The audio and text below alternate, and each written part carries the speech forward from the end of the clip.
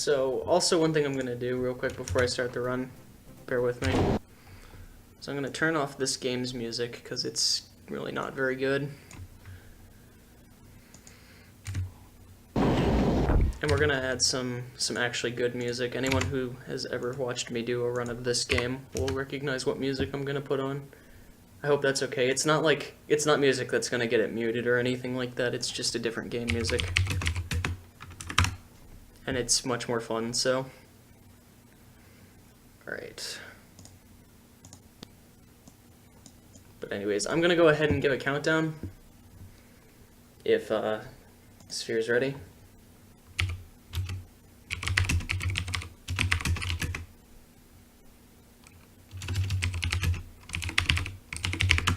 Alrighty.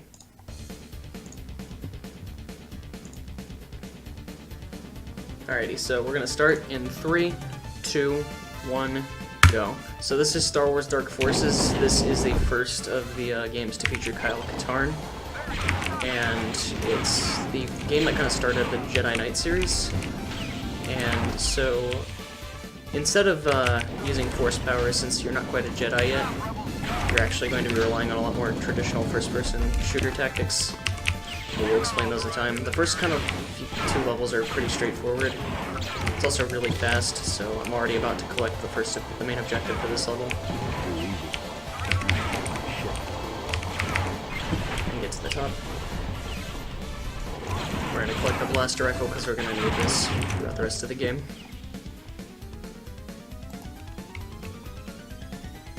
So anyways, here we are.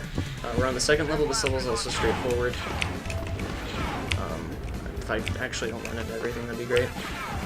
The only thing that can go bad on this level really is if you fall in the water, because it takes about 30 seconds to get back out. And one thing I forgot to mention is that this game doesn't have like quick saving, so you're kind of forced to run it single segment, and if something goes wrong, you have to basically beat every single second of time loss. And there's a couple of spots where it's just really critical.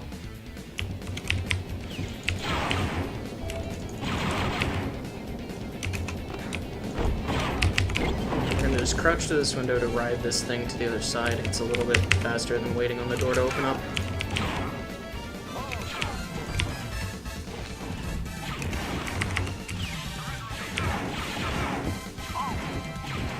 But anyways, about to collect the objective for this. One thing about this game is you actually have to collect objectives in order to end the level rather than hit a switch. So you actually can't end the level until both the objectives for this level are complete. There's only one exception to this game that you can skip objectives for, but I'll explain that when time comes.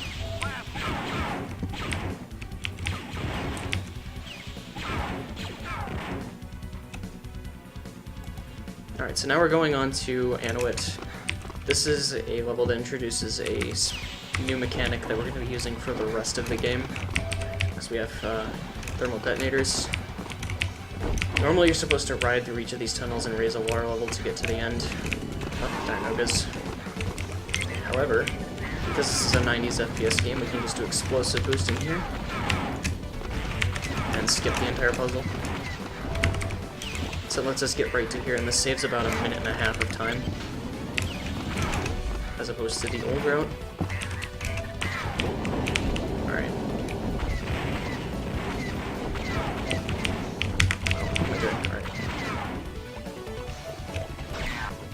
Now we're going on to this level. This level has, if you liked explosive jumping, you're going to see a lot of it in this level. This level, the way you're supposed to do it is you're supposed to collect key cards to get to a certain objective, but the code for it is the same every time, so we can skip doing that. A lot of older FPS games will have that kind of thing in it. And we're going to try and go for a really stupid TD jump right here. And we're not, if I'm not going to get it now, I'm not going to get it again, so we're just going to do this the slower way. It's only about 10 seconds slower. But you can TD jump up there, but it's really awkward. It's like the one TD jump that I'm never consistent with.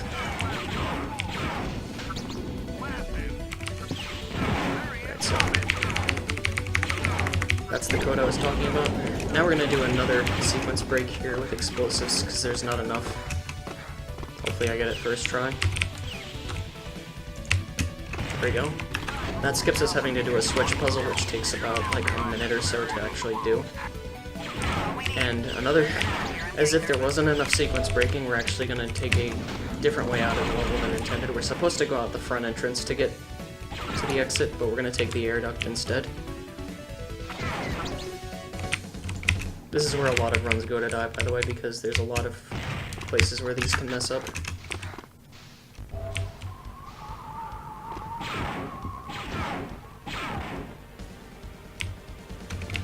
So there we go.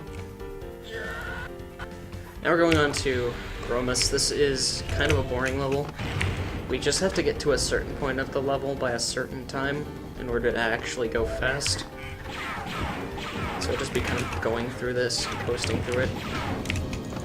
We're also going to be picking up another weapon, which originally was never seemed as very useful, but I kind of learned how useful it was when I started doing 100% runs. This is the repeater. It runs on a different ammo type than the blaster rifle, but what's good about it is it's accurate and it also knocks enemies back. So it's more useful in certain areas than it is on this level, but just this is where you get it, so.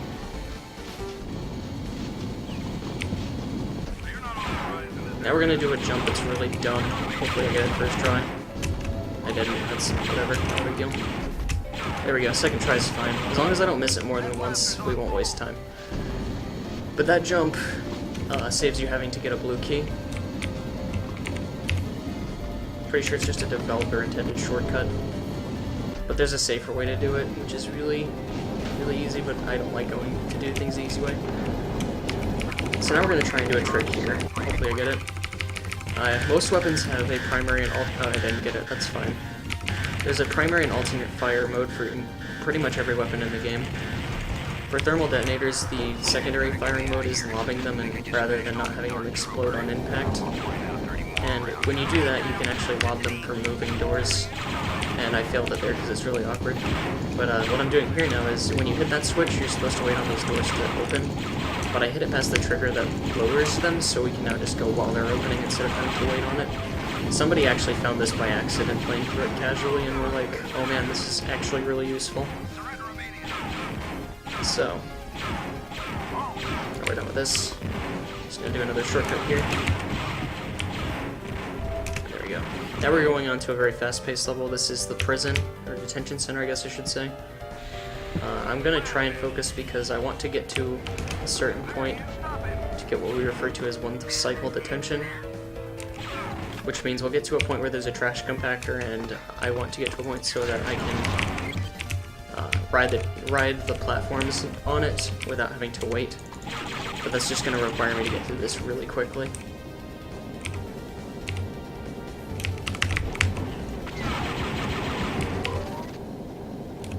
Alright, so we gotta ride this.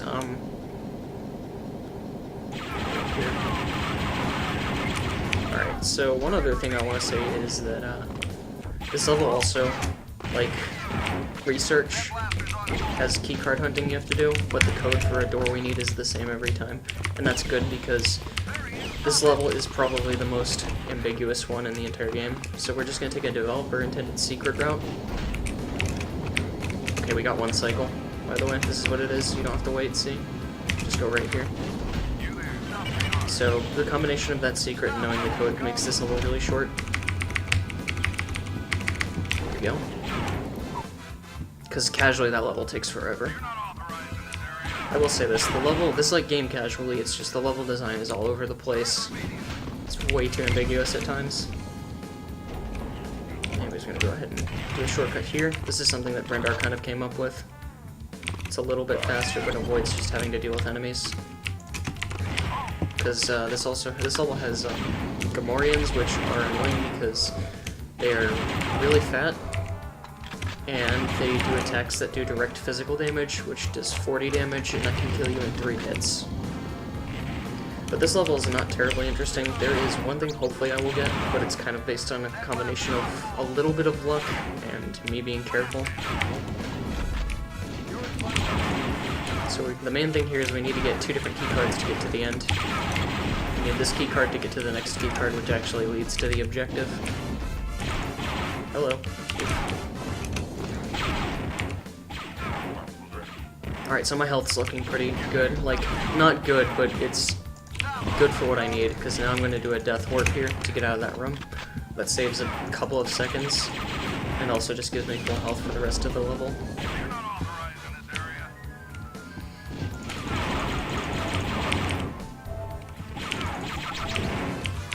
Alright, let me get through these.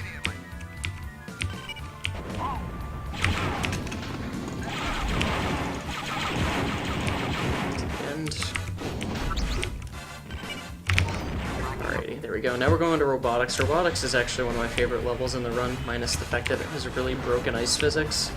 At the frame rate this game is running, the ice physics just they don't really work, per se. The game will force you to move at the slowest possible speed if you run into a wall. And if you spawn on ice, you don't move at all. The only way to fix that is to use explosive momentum to move again. So yeah, ice physics kind of suck here. We need to just get through this, oh come on, really?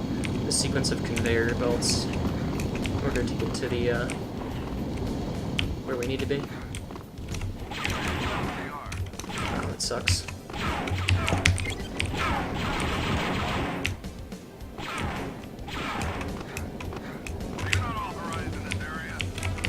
Also need to pick up this gas mask, because the next room we're going to go in is full of poison.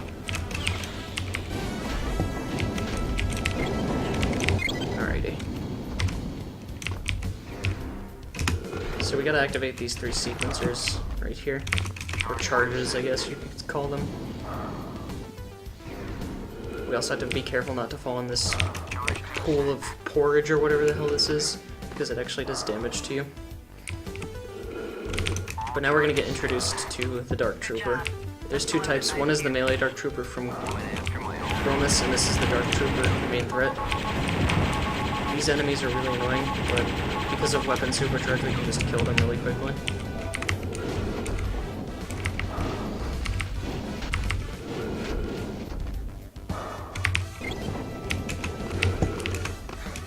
Alright, so this is the only part where ice physics are really annoying, and you get the ice cleats at the end of them, which is hilarious because they're useless from this point on. You can opt to get them at the beginning, but it wastes a lot of time to do that. So we don't do it.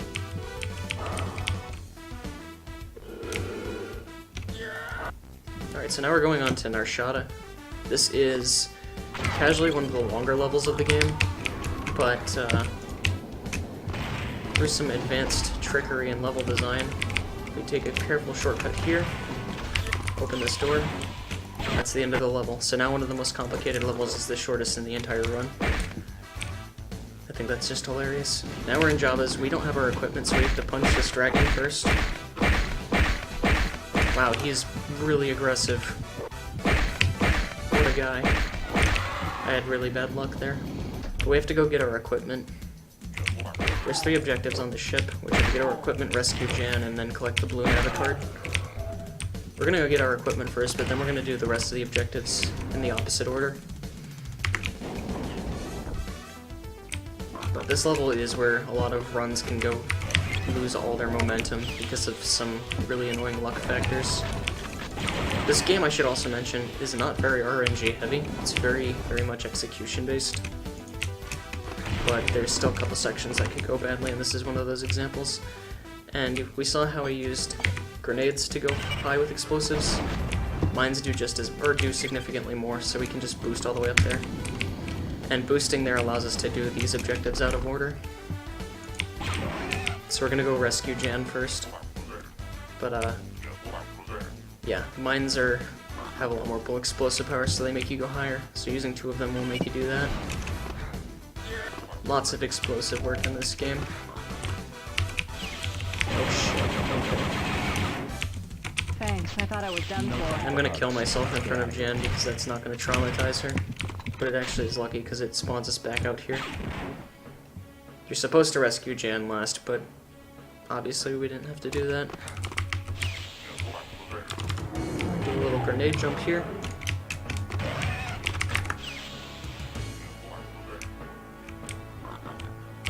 And there we go. That's the end of Jabba's. Now we're going on to an interesting level. Let me do it first before I explain what happens.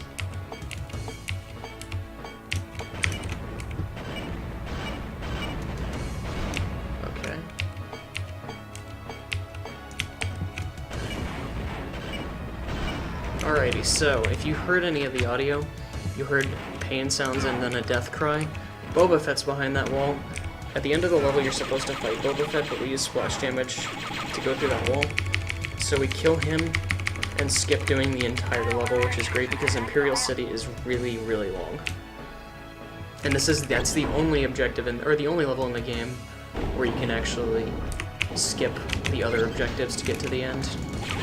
So the game gets confused and you end up getting 2 moldy crows. So that's pretty interesting, that's the only one that works like that. So now we're on to Fuel Station. This is a really boring level and I just burped, I apologize. But we can save a little bit of time by doing some explosive jumps here. And this is one of the reasons we have the repeater, is to take out this guy.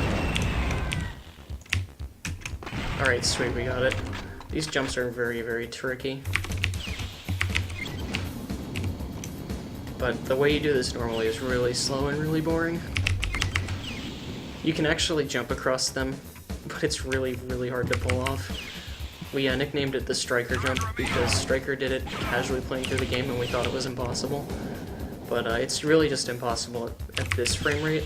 It's doable, but it's really hard. But on lower frame rates, you can do that jump pretty easily. And we missed the TD jump, but it's not a big deal. It only wastes like 2 seconds. But now we also got the concussion rifle, which is my favorite weapon in the game. It's kind of a miniature BFG of sorts.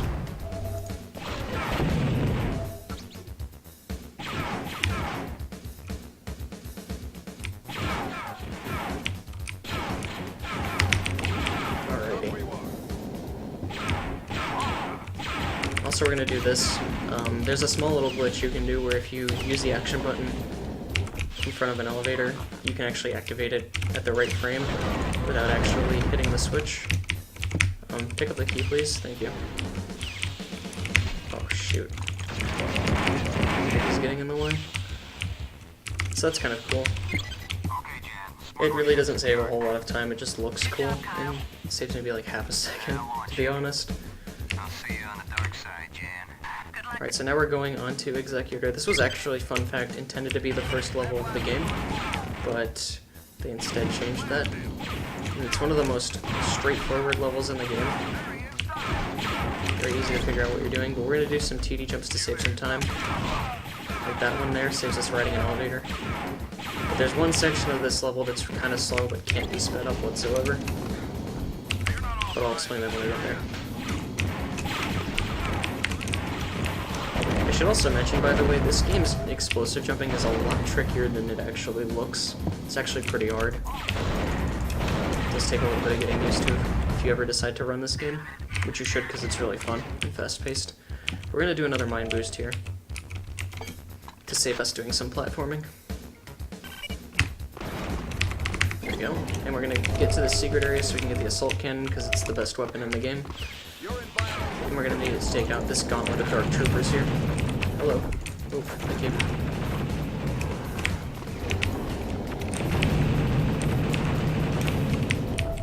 And one other thing I forgot to mention is, for certain weapons...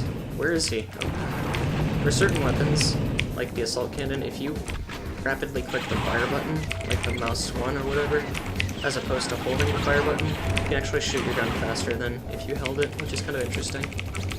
Not every weapon works like that, but the assault cannon is probably the most significant one for it. But this is the part we have to wait on. We cannot speed this up whatsoever.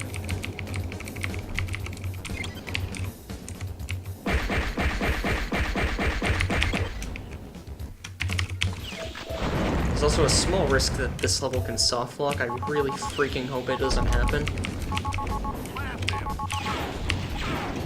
Okay, there we go.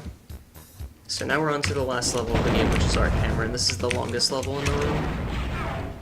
First thing we need to do is kill one of the melee Dark Troopers down here, which we can use as a combination of splash damage and the concussion rifle, because they decided to put a Dark Trooper right next to all those explosive barrels. That was a good idea. We also have to kill this guy because it's not readily apparent, but we actually have to kill him so that... oh, I messed up. If we don't kill him, a certain wall won't move away from an area we need to be at. so we're gonna do a little boost here. Note that you can only survive that boost if you have shield supercharge because there's like 5 barrels there and they do a lot of damage. The main objective is to plant 3 sequence chargers throughout the entire ship. You have to do this in order to get to the end of the game. Like I said, this game kind of forces objectives, but you can do a lot of shortcuts with explosive jumps and such.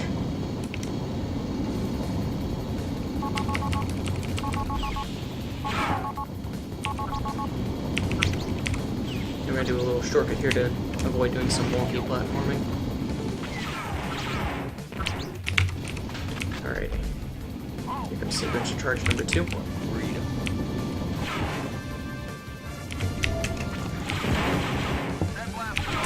I sometimes don't do the elevator glitch there because if the stormtroopers block your way, you won't get in the elevator and you'll have to waste like 15 seconds to wait on it to come back. So you're doing a little jump there to skip a conveyor belt sequence. One other thing I need to mention is that, what is it? Actually, no, I'll wait to mention that, but we're gonna do another sequence break, or not sequence break, but a shortcut here. By TV jumping here, it just saves us a little time on the conveyor belt sequence. We can also just skip stopping that conveyor belt by just jumping. So now we're onto this run, which is a switch puzzle. And the way I do it kind of optimizes which switch you hit based on how long of the how long the wait time is between each shot. So it's like the fastest way to do it. Alright, so now we're going into the final room of the game. I'm gonna kill myself here to have as much shields and health as I can going into this next area. But we have to kill 2 Dark Troopers and then fight the final boss of the game. Alright, so he's behaving.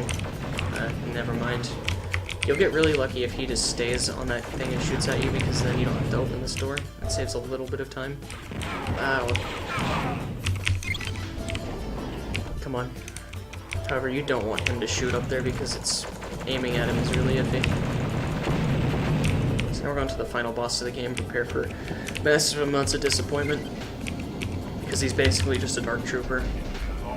A slightly weaker Dark Trooper because his missiles he has are replaced with mines.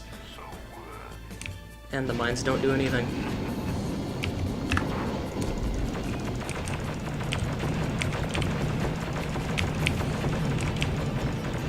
Alright, get ready on time though, because we're about to come up to it. And time. Yeah, that was Star Wars Dark Forces, any percent. I'm going to be running this at SGDQ, so if you are interested in this game and you're at SGDQ, feel free to say hi and I might buy you some cookies. But since we're a little bit ahead of schedule, I want to show off some small little cool things in this game. 2211's not bad. As long as I stay under 23, I'm fine.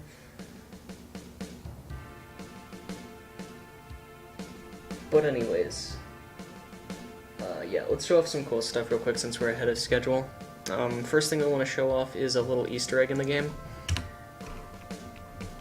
which you're only supposed to be able to get to this Easter egg if you have cheats active. That's what was intended anyways. You're supposed to have the LA Pogo cheat active in order for this to work, which removes vertical height check. However, we don't really need that, because if we just do a carefully placed TD jump, or if we, you know, just actually hit that, that'd be good too. Missed that one. Awful. How embarrassing. Well, I'm glad you thoroughly enjoyed it, because I have played this game for 3 years. Also, yeah, I guess now is a good time to give shoutouts. Big shoutouts to Weregoose for finding a lot of stuff in this game. And even bigger shoutouts to On2Planks, because without him I probably wouldn't be this good at this game. But yeah, we have a little Ewok there. Also shoutouts to Brendar, who has the world record for this game, and it's probably not going to get contested for a while. And every other runner who's done Jedi or any Jedi Knight games, and especially the Dark Forces runners. It's a really fun game. If you are interested, you know, I have a tutorial for it. It explains everything, but I'm going to show off 2 more cool things real quick.